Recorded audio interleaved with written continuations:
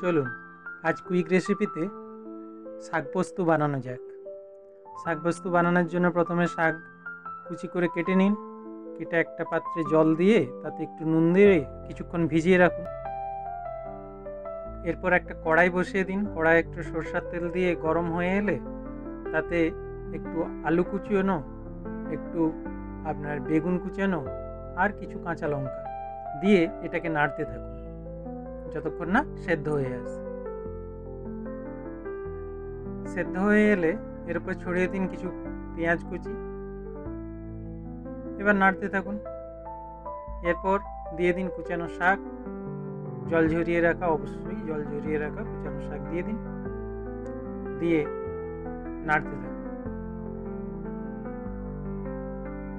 প্রয়োজন মতো এখানে নুনটাও দিয়ে দিতে পারেন, কিছু অসুবিধা নেই, তাহলে তাড়াতাড়ি গলে যাবে শাকটা।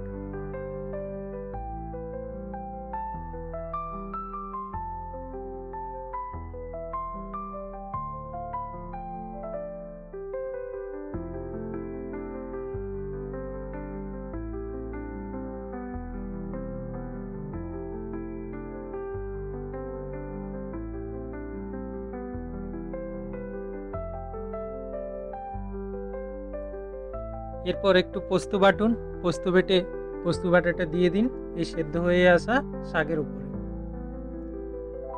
আর পোস্ত বাটার দেওয়ার পর একটু ভালো করে নেড়ে দিন। নেড়িয়ে মেশে দেওয়ার পর এরপর যেখানে পোস্ত বেটেছিলেন মানে মিক্সি জারে, তাতে একটু জল দিয়ে দিন, দিয়ে সেটা গুলিয়ে সেই জলটাও এটাতে দিয়ে দিন।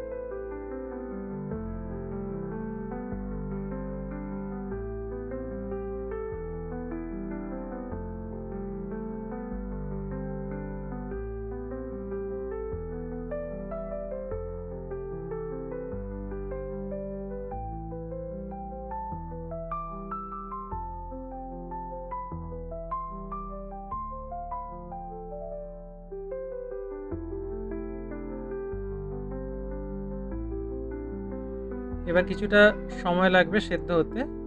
সেদ্ধ হয়ে এলে এরপর আপনার শাকের ওপরে সর্ষের তেল একটু ছড়িয়ে দিতে হবে। আগে এই যে জলটা আছে না, এটা উড়ে যাক, যতক্ষণ পারেন ততক্ষণ নাড়তে থাকুন জলটা উড়ে যাওয়া না পর্যন্ত।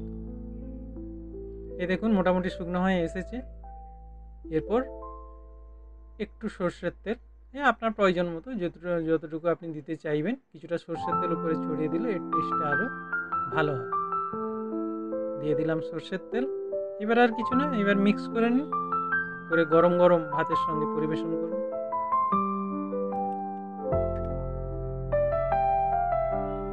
Thanks for watching this recipe. Please like, share and subscribe Homemade Bites channel for next recipe.